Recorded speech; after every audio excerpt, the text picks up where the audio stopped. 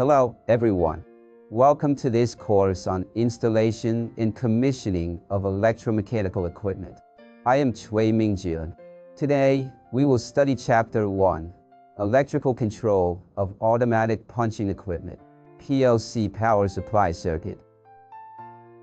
We will approach today's lesson from the following points. Let's start by going over the objectives for this lesson. We'll learn how the PLC power supply circuit is structured, get familiar with the functions of each module inside the electrical control cabinet of the automatic punching machine, understand how to operate the main power and control system power, and see how to use knob switches to control the power supply for AC motors, stepper motors, and servo motors. 1. Electrical control schematic. Let's now examine the electrical control schematic, Siemens version. The electrical control part mainly consists of an electrical control cabinet, which includes a power control module, a stepper motor drive module, a servo motor drive module, a programmable logic controller, PLC, module, a variable frequency drive, VFD, module, and an HMI module. The power control module is equipped with a three-phase main power switch, with leakage and short circuit protection, power control relays, an emergency stop button, and knob switches. These components enable comprehensive circuit control and ensure safe operation of the entire system. The PLC module is available in both Siemens and Mitsubishi versions. The VFD module uses a Mitsubishi FR E740 0.75 kilowatt drive. The HMI module features a 7-inch true color Siemens display. 2. PLC power supply circuit.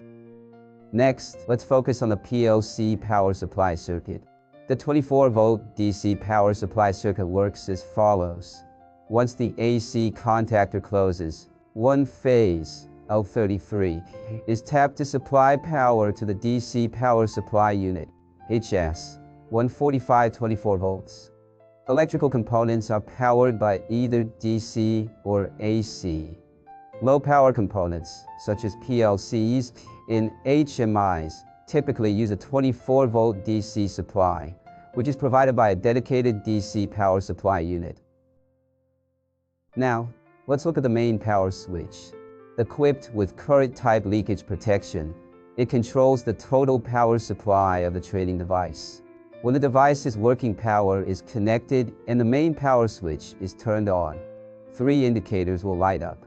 The emergency stop button is designed to instantly cut off the 3-phase power supply, L1, L2, L3, when pressed while the main power switch is on, ensuring the safety of both equipment and operators. Next, we'll cover the main power panel of the electrical control cabinet. With the main power switch, 3-phase leakage circuit breaker already on, activate the main power switch on the panel, turn the key switch clockwise, and the red stop indicator will light up. Pressing the start button will turn on the green start indicator and turn off the red stop indicator, indicating that the main power supply of the equipment is now on. Conversely, if we press the stop button, the red stop indicator will light up, the green star indicator will go off, indicating that the main power supply of the equipment is now turned off. In addition, if the main power supply of the equipment is on and we press the emergency stop button, it will instantly cut off the main power supply. Now, let's move on to the control system power panel of the electrical control cabinet. When the main power supply of the equipment is on, switching on the control system power knob will illuminate the red indicator for the control system. At this point, the PLC, HMI, and control system power are activated, and the knobs for AC motor, stepper motor, and servo motor become functional. After turning on the control system power knob, rotate the knobs for AC motor, stepper motor, and servo motor to the right one by one. The corresponding red indicators for AC motor, stepper motor, and servo motor will light up, indicating that the power supply for a variable frequency drive, stepper motor driver, and servo motor driver has been turned on. 3. Summary.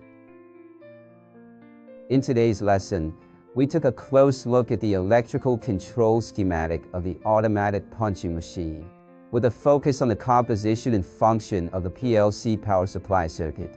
By now, you should have a clear picture of the 24-volt DC supply and feel confident working with the PLC power system. Lastly, please complete the exercises after class. That's all for this lesson. Thank you for your attention. See you next class.